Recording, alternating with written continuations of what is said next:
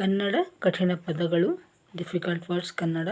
ಇವತ್ತು 2 ಅಕ್ಷರದ ಅತ್ಯಂತ ಕಠಿಣ ಪದಗಳನ್ನು ಬರೆಯೋಣ. ಮೊದಲನೆಯದಾಗಿ ತ್ಯಾಜ್ಯ. ತ್ಯಾಜ್ಯ ಹೀಗೆ ಬರೆಯೋದು. ಮೊದಲು ತಾ, ಅದಕ್ಕೆ ಯಾವತ್ತು, ತ್ಯಾಜ್ಯಗೆ ಯಾವತ್ತು, ತ್ಯಾಜ್ಯ. ತಾಗೆ ಸಾಮಾನ್ಯವಾಗಿ TH ಉಪಯೋಗಿಸ್ತೀವಿ. TH. ಇಲ್ಲಿ ಯಗೆ YA, ತ್ಯಾ, ಜಗೆ ಜೆ, ಮತ್ತು ಯಾವತ್ತಕ್ಷರಕ್ಕೆ ಯ, ತ್ಯಾಜ್ಯ. ಎರಡನೇ ಪದ ವೈದ್ಯ. ವೈದ್ಯ. ವೈದ್ಯ ಹೇಗೆ ಬರೆಯೋದು?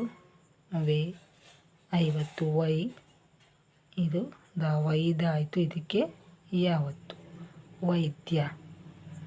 ಇದನ್ನು how to write in English ಹೇಗೆ ಬರೆಯೋದು? ವೈ, ವೈ VAY. ಈಗ ಡಿ, ದಗೆ ಡಿ, ನಂತರ ಯ ಒತ್ತಕ್ಷರ, ವೈದ್ಯ. ಮೂರನೇ ಪದ ದೈತ್ಯ. ದೈ, ದೈ ಹೇಗೆ ಬರೆಯೋದು? ಏತ್ವ 50, ದೈತ್ಯ. ತ ಬರೆಯೋದು ಯಾವತ್ತು, ಅಷ್ಟೇ, ದೈತ್ಯ. ಈಗ ದಗೆ ಡಿ, ದೈ ಅಂತ ಹೇಳ್ತಾ ಇರೋದ್ರಿಂದ DA ದೈತ್ಯ. TYA. ಕೆಲವರು ಟಿ ಕೂಡ ಬಳಸ್ತಾರೆ, ಆದರೆ DAITHYA. ತಗೆ TH ಬಳಸಿದ್ರೆ ಹೆಚ್ಚು ಸೂಕ್ತ. 4. ಇದು ಕೆಲವರು ನೋಡಿ, ಮತ್ತೊಂದು ಹೇಳ್ತೇನೆ. ಇಂಗ್ಲೀಷ್ನಲ್ಲಿ ಸಾಮಾನ್ಯವಾಗಿ ಕೆಲವರು ಆ ಅಂತ ಉಚ್ಚಾರ ಬಂದಾಗಲೂ ಕೂಡ ಸಿಂಗಲ್ ಏನೇ ಬರೀತಾರೆ. ಹಾಗೆ ಓ ನೋಡಿಗೆ ಊರ್ಮಿಳ ಅಂತ ಬಂದರೆ ಕೆಲವರು ಓ ಅಂತಲೇ ಬರೀ ಇದು ಅಷ್ಟೇ. ನಾವು ಓ ಅಂದಾಗ ಡಬಲ್ ಓ ಬರಬೇಕು ಅಂತೀವಲ್ಲ, ಆದರೆ ಕೆಲವರು ಇದನ್ನೇ ಊರ್ಮಿಳ ಅಂತ ಹೇಳ್ಬೇಕಾದ್ರೆ URMILA ಹಾಗೆ ಮಾಡ್ತಾರೆ. ಹಾಗೆ ಮತ್ತು ನಗೆ ನಾವು ಎರಡಕ್ಕೂ ಕೂಡ ಎನ್ನನ್ನೇ ಬಳಸ್ತೇವೆ, ಆಯಿತಾ? ಇಲ್ಲಿ ಉದಾಹರಣೆಗೆ ಏನು, ಈಗ ಆರ್ಯ ಅಂತ ಬರಬೇಕಂತಂದರೆ ಸಿಂಗಲ್ ಏನೇ ಬರ್ತಾರೆ. ಈಗ ನಾವು ಡಬಲ್ ಇಲ್ಲಿ ಆ ಅಂತಂದಾಗ ಡಬಲ್ ಎ ಅಂತ ಹೇಳ್ತೀವಿ, ಆದರೆ ಕೆಲವರು ಸಿಂಗಲ್ ಎ ಕೂಡ ಬಳಸ್ತಾರೆ, ಆಯಿತಾ? ನಂತರ ವ್ಯಾಜ್ಯ. ವ್ಯಾ,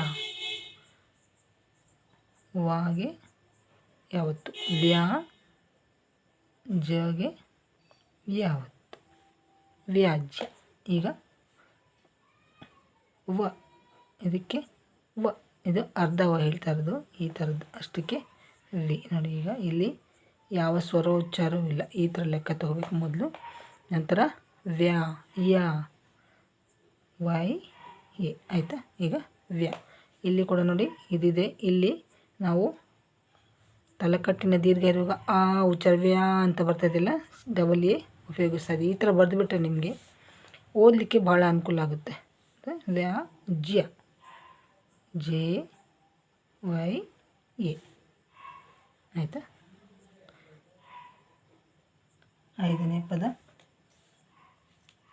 ಸ್ತಬ್ಧ. ಸ್ತಬ್ಧ. ಸಾಗೆ ತಾವತ್ತು, ಧ ಬಾಗೆ ಧಾವತ್ತು, ಸ್ತಬ್ಧ. ಇಲ್ಲಿ ಕೂಡ ಮಹಾಪ್ರಾಣ ಉಪಯೋಗ. ಇದನ್ನು ಯಾವುದು ಉಚ್ಚಾರ ಮಾಡಬೇಕಂತ ಕೂಡ ಕೇಳ್ತಾಯಿದ್ರಿ. ಇಲ್ಲಿ ಸ್ತಬ್ಧ ಇದನ್ನೇ ಉಚ್ಚಾರ ಮಾಡಬೇಕು, ಧ. ಈಗ ಸ್ತ, ಸ, ಸ, ನಂತರ ತ, THA, ತ, ಧ. ಮತ್ತು ಇಲ್ಲಿ ಥಗೆ ಕೂಡ TH ಅಂತಲೇ ಉಪಯೋಗ ಮಾಡ್ತೀವಿ ಅಂತ ಹೇಳಿದ್ದೀನಿ. ಇದ್ರ ಬಗ್ಗೆ ಕೆಲವು ವಿಡಿಯೋಗಳಿದೆ ನೋಡಿ, ಕನ್ನಡದ ಪದಗಳನ್ನು ಇಂಗ್ಲೀಷ್ನಲ್ಲಿ ಬರೆದಿರುವಂಥ, ಹಾಗೆ ಕನ್ನಡದ ಹೆಸರುಗಳನ್ನು ಇಂಗ್ಲೀಷ್ನಲ್ಲಿ ಬರೆದಿರುವಂಥ ಕೂಡ ಇದೆ ವೀಡಿಯೋಸ್ಗಳು. ಆಸಕ್ತಿ ಇರೋರು ನೋಡಿ. ಈಗ ಸ್ತಬ್ಧ, ಸ್ತ ಆಯಿತು. ಇಲ್ಲಿ ಬ, ಅದಕ್ಕೆ ಬಿ, ಇಲ್ಲಿ ಧ, DHA ಸ್ತಬ್ಧ. ನಂತರ 6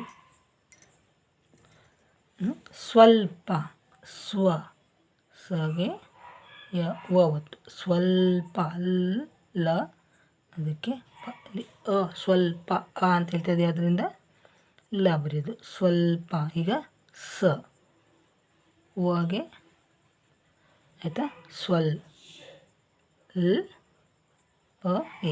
ಸ್ವಲ್ಪ.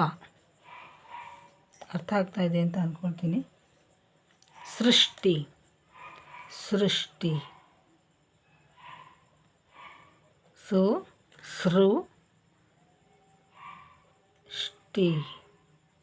ಈ ಉಚ್ಚಾರ ಬರ್ತಾ ಇರೋದ್ರಿಂದ ಇಲ್ಲಿ ಗೋಡಿಸು, ಸೃಷ್ಟಿ. ಇಲ್ಲಿ ನೋಡಿ ಎಸ್ ಮತ್ತು ರು, ಸೃಷ್ಟಿ, ಶಗೆ SH. ನಂತರ ಇಲ್ಲಿ ಟ ಉಚ್ಚಾರ ಇದೆ, ಟಿ ಅಷ್ಟೇ, ಸೃಷ್ಟಿ. ಆಯಿತಾ. 8ನೇ ಪದ ತೃಪ್ತಿ. ಈಗ ತೃಪ್ತಿ ಹೇಳಿದೆ, ಹೀಗೆ ತಾವತ್ತು, ತೃಪ್ತಿ. ಈಗ ತಗೆ TH,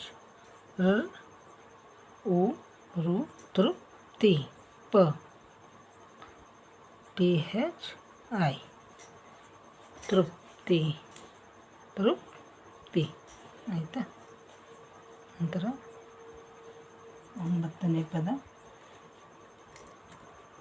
ಕ್ಷಿಪ್ರ.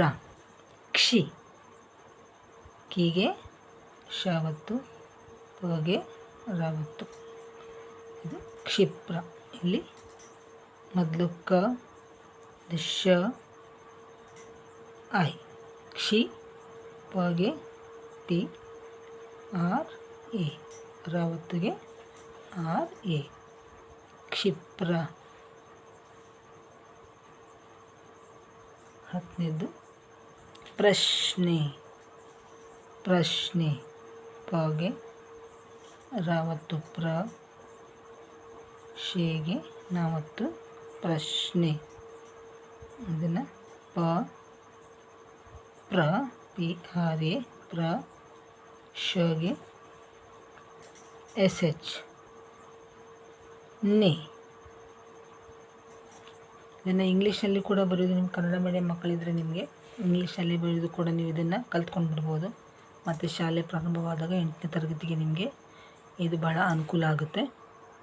ಇವತ್ತಿಗೆ ಇಷ್ಟು ಸಾಕು ಮಕ್ಕಳೇ. ನೀವು ಮೊದಲ ಬಾರಿಗೆ ನಮ್ಮ ವಿಡಿಯೋಗಳನ್ನು ನೋಡ್ತಾ ಇದ್ದರೆ ನಿಮಗೆ ಇನ್ನೂ ಹೆಚ್ಚಿನ ವಿಡಿಯೋಗಳು ಕನ್ನಡ ಮತ್ತು ಇಂಗ್ಲೀಷ್ ಕಲಿಕೆಯ ಬಗ್ಗೆ ಬೇಕಾಗಿದ್ದರೆ, ಹಾಗೆ ಹಿಂದಿಯ ವಿಡಿಯೋಗಳು ಕೂಡ ಇದೆ.